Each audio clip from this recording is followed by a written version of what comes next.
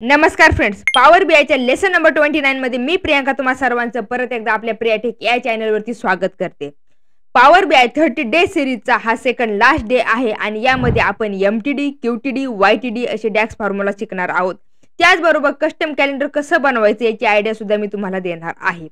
Friends, आतापर्यंत आपण 29 lesson पाहिले। प्रत्येक लेसन युजफुल होता, त्याची गरज तुम्हाला पडणार आहे आणि जर तुम्हाला सर्टिफिकेट मिळवायचं असेल तर मला खात्री आहे की प्रत्येक लेसन नंतर तुम्हाला जी असाइनमेंट दिली होती ती असाइनमेंट सॉल्व्ह करून तुम्ही तुमचा स्कोर मला कमेंट करून सांगितला असेल तर तुम्हाला सर्टिफिकेट नक्की मिळणार आहे।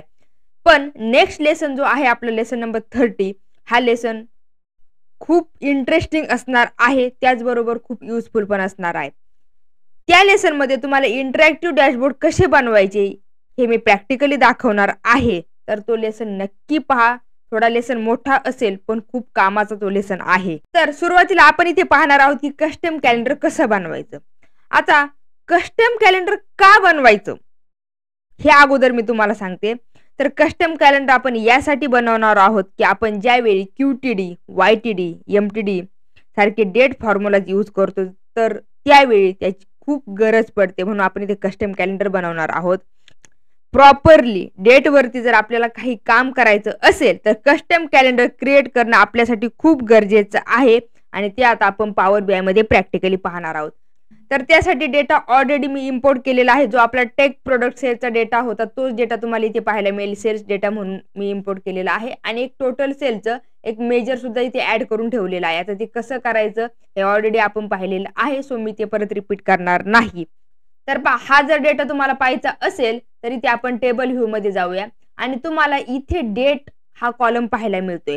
आता इथे डेट कॉलम आहे तरी सुद्धा आपण कस्टम कॅलेंडर बनवणार आहोत। कशासाठी? कारण या ज्या डेट आहेत यामध्ये काही रिपीटेड ट्रान्झॅक्शन पण झालेले आहेत आणि काही डेट अशा असतील की त्या दिवशी ट्रान्झॅक्शन झालेलेच नाहीत, तर त्या डेट्स आपल्याला इथे अवेलेबल नको व्हायला। तर त्यासाठी आपण इथे कस्टम कॅलेंडर बनवणार आहोत। तर कस्टम कॅलेंडर मध्ये आपण प्रॉपरली सिस्टमॅटिक कॅलेंडर बनवणार आहोत। तर स्टेप बाय स्टेप तुम्ही इथे व्यवस्थित पहा। आता परत येऊया रिपोर्ट व्ह्यू कडे आणि आता इथे आपल्याला पॉवर क्युरी मध्ये जायचं आहे। सो पॉवर क्युरी मध्ये जाण्यासाठी आपण कुठे जातो, इथे ट्रान्सफॉर्म डेटा आहे यावरती क्लिक करायचं। ट्रान्सफॉर्म डेटावरती क्लिक केल्यानंतर इथे आपलं पॉवर क्युरी ओपन झालेलं आहे। तर आता इथे कुठे जायचं, तर इथे पहा, इथे न्यू सोर्स म्हणून आहे। मी तुम्हाला थोडं झूम करून दाखवते। इथे न्यू सोर्स म्हणून आहे, यावरती क्लिक करा। क्लिक केल्यानंतर खाली इथे ब्लँक क्युरी आहे, यावरती क्लिक करा। ब्लँक क्युरी वरती क्लिक केल्यानंतर इथे क्युरी 1 आलेला आहे आणि इथे तुम्हाला असं कर्सर ब्लिंक होताना दिसतोय। इथे जे एफएक्स बटन आहे यावरती क्लिक करा। क्लिक कधीपर्यंत करायचं, जोपर्यंत इथे सोर्स नाव येत नाही तोपर्यंत क्लिक करायचं। सोर्स नाव आलं म्हणजे आपण इथे काहीतरी फॉर्म्युला टाईप करू शकतो। आता फॉर्म्युला अगदी सिंपल आहे, तर फक्त काय टाईप करायचं, is equal to list dot date. हे पहा इथे खाली आलेलं आहे list dot dates, tab button press करा। पण इथे लिस्ट नाव दोनदा आलेलं आहे, लक्षात घ्या इथे लिस्ट नाव दोनदा आलेलं आहे। सो आपण काय करूया, एक नेम आपण इथे रिमूव्ह करूया। लिस्ट डॉट डेट्स आलेला आहे, ओपन ब्रॅकेट। ओपन ब्रॅकेट केल्यानंतर फॉर्म्युला इझी आहे, फक्त लक्षात घ्या स्टेप बाय स्टेप आपण जाणार आहोत। आपण इथे घेणार आहोत हॅश डेट। तर इथे आपल्याला आर्ग्युमेंट काय येतात, start as a date, count as a number, step as a duration. आता आपल्याला कॅलेंडर कोणत्या पिरियडचं बनवायचं आहे, म्हणजे किती इयरचं आपल्याला इथे कॅलेंडर बनवायचं आहे। समजा आपल्याकडे डेटामध्ये 5 इयर्स असतील तर आपल्याला इथे 5 इयर्सचं कॅलेंडर बनवायचं का 2 इयर्सचं का 1 इयरचं आपण बनवू शकतो। सध्या आपण इथे 2 इयरचं कॅलेंडर बनवणार आहोत, म्हणून इथे स्टार्ट ॲज अ डेट द्यायची, आपल्याला स्टार्ट डेट द्यायची। तर सुरुवातीला आपल्याला इथे इयर देणं गरजेचं आहे, म्हणजे कॅलेंडरचं स्टार्ट डेट द्यायची आहे। स्टार्ट डेट देण्यासाठी परत ओपन ब्रॅकेट करा आणि अगोदर तुम्हाला इथे इयर द्यावा लागणार आहे। हे पहा इयर द्यायचं। इयर दिल्यानंतर मंथ कोणता पाहिजे आपल्याला, समजा आपल्याला 1 जानेवारी 2023 पासून पाहिजे, तर मंथ झाला आपल्या इथे 1, त्यानंतर कॉमा द्या, परत डे, तर 1 जानेवारी पाहिजे म्हणून आपण इथे 1 दिलेला आहे, म्हणजे हे इयर झालं, हा सेकंड मंथ झाला आणि हे झाली आपली डे। तर आपण असं इथे डेट दिलेली आहे, स्टार्ट डेट झालेली आहे आपली। त्यानंतर देऊया कॉमा। आता कॉमा दिल्यानंतर काउंट ॲज अ नंबर, तर आपल्याला किती इयरचं पाहिजे, समजा 2 इयरचं पाहिजे, तर 2 इयर्स मध्ये आपल्याला माहित आहे 1 इयर्स मध्ये किती दिवस असतात, 365 असतात ना, मग 2 इयर्स मध्ये किती पाहिजे, 730। ओके, पण इथे तुम्हाला पाहायला मिळेल की 2024 हे लीप इयर आहे आणि लीप इयर मध्ये 29 डेजचा फेब्रुवारी मंथ असतो. म्हणजे एक डे आपला एक्स्ट्रा ऍड झालेला आहे. ज्यावेळेस लीप इयर असते त्यावेळेस 366 दिवस असतात वर्षामध्ये.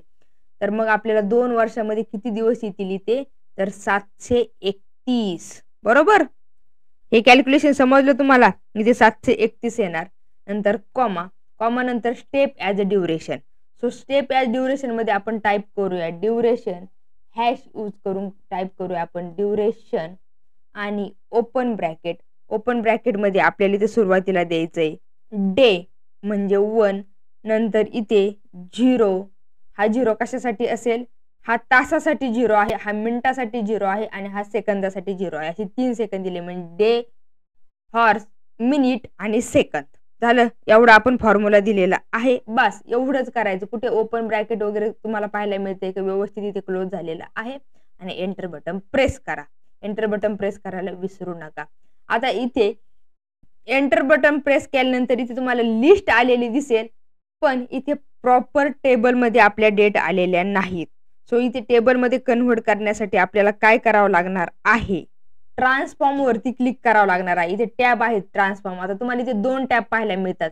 हा एक ट्रान्सफॉर्मचा टॅब आहे आणि हा एक ट्रान्सफॉर्मचा टॅब आहे. तर या ट्रान्सफॉर्मच्या टॅबमध्ये वेगवेगळे ऑप्शन आहेत, या ट्रान्सफॉर्मच्या टॅबमध्ये वेगवेगळे ऑप्शन आहेत, पण आपल्याला इथे टेबलमध्ये जायचंय म्हणून हा जो लास्ट आहे ट्रान्सफॉर्म टॅब यावरती क्लिक करा. यावरती क्लिक केल्यानंतर तुम्हाला इथे टू टेबल पाहायला मिळते. टू टेबल वरती क्लिक करा. टू टेबल वरती क्लिक केल्यानंतर इथे फक्त ओके वरती क्लिक करायचं. ओके वरती क्लिक केल्यानंतर इथे कॉलम 1 आलेला आहे, तर याला आपण रिनेम करूया. याला नाव देऊया आपण डेट. त्यावरती फक्त डबल क्लिक करायचं आणि रिनेम करायचं.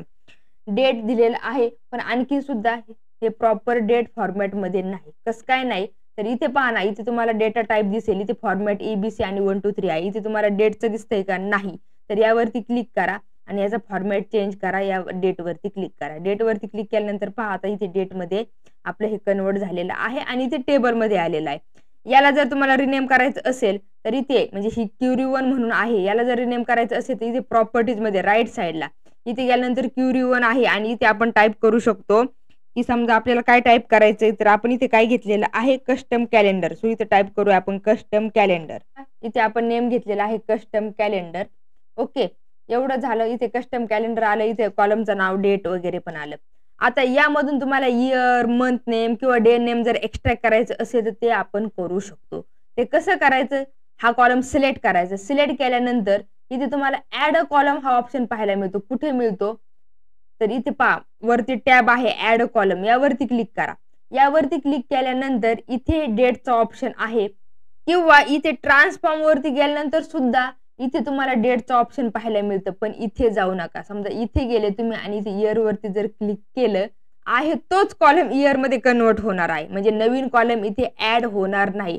सो जे तुम्हाला ट्रान्सफॉर्म मध्ये जे डेटचं ऑप्शन पाहायला मिळतं यावरती न जाता तर इथे ऍड अ कॉलम मध्येच तर डेट हे तुम्हाला इथे पाहायला मिळतं. यावरती क्लिक करा आणि इथे आता इयर वरती क्लिक केल्यानंतर नवीन कॉलम तुम्हाला इथे ऍड झालेला दिसतोय. हा दिसतोय नवीन कॉलम ऍड झालेला आहे. तुम्हाला इयर पाहिजे असेल तुम्ही इयर घ्या. तुम्हाला डे नेम पाहिजे असेल, मंथ नेम पाहिजे असेल तरी तुम्ही घेऊ शकता, पण त्या अगोदर हा डेटचा कॉलम सिलेक्ट असणं गरजेचं आहे. तुम्ही जर हा कॉलम सिलेक्ट केला तर इथे तुम्हाला डेट व्हिजिबलच दिसणार नाही.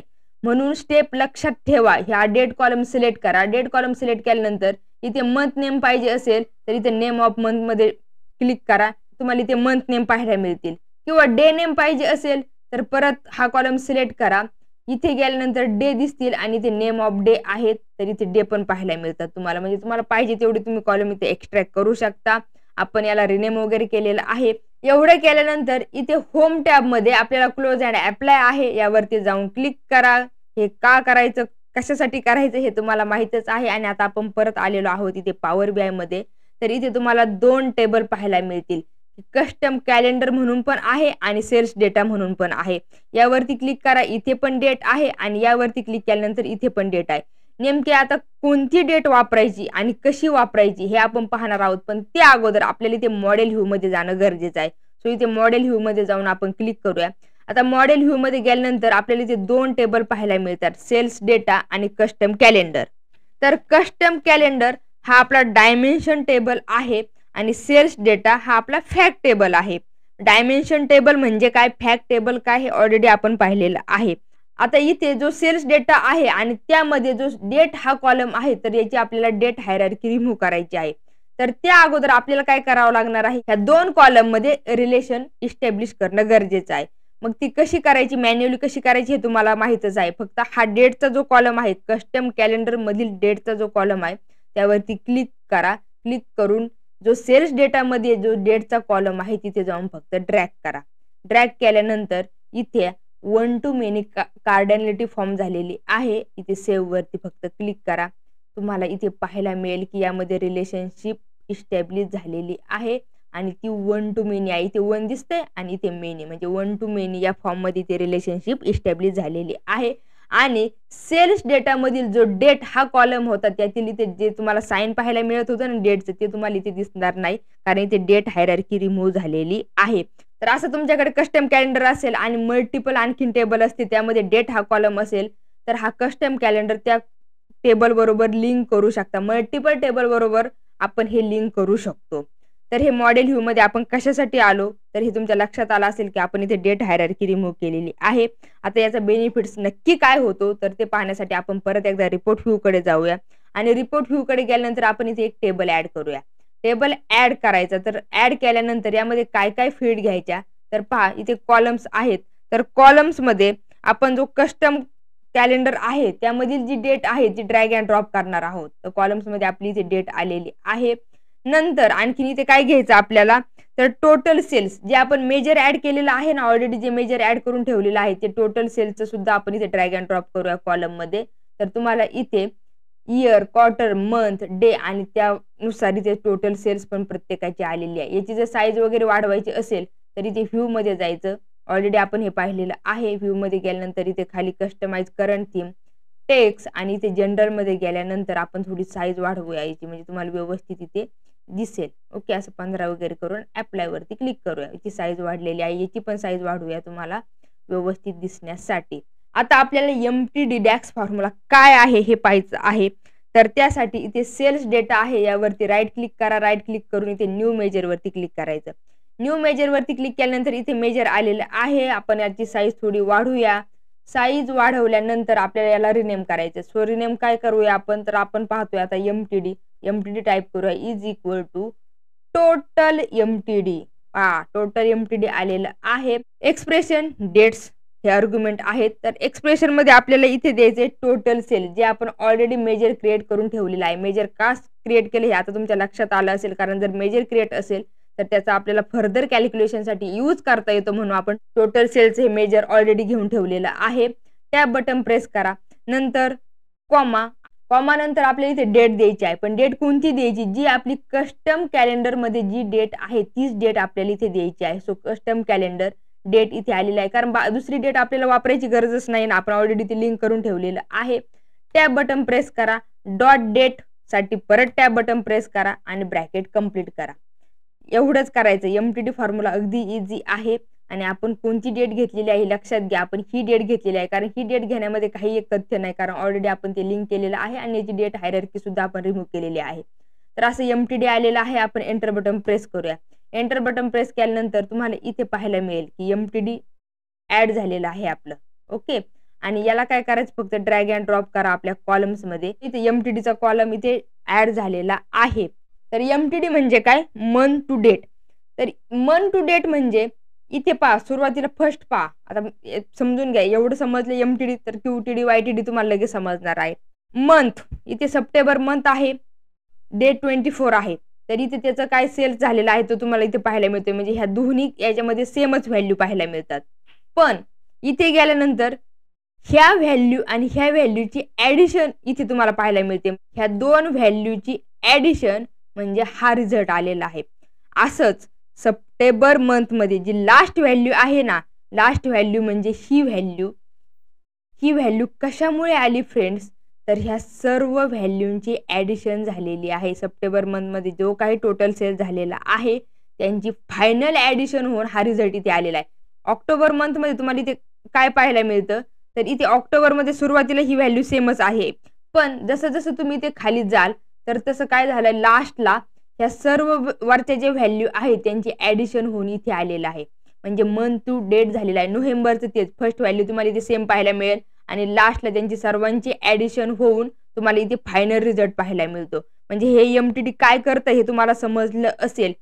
हे झालं MTD. पण जर तुम्हाला इथे QTD करायचं असेल तर तुम्ही इथे QTD पण करू शकता. आता फक्त इथे M च्या ऐवजी काय करा, Q करा.